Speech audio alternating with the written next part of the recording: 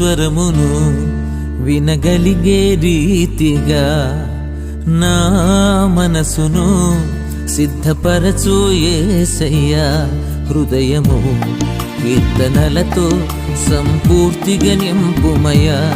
హృదయము కీర్తనలతో సంపూర్తిగా నింపుమయ్యా. అమితానందముతో ఆత్మ ఉప్పొంగని మధురాలాపనతో నిన్ను హెచ్చించని ఈ లేఖనం అర్థమయ్యే రీతిగా పఠనము చేయుట నేర్పుము యేసయ్యా. సత్యమును వివరించి తేటగా బోధించు, పాపమును దహించి నీవలె రూపించు.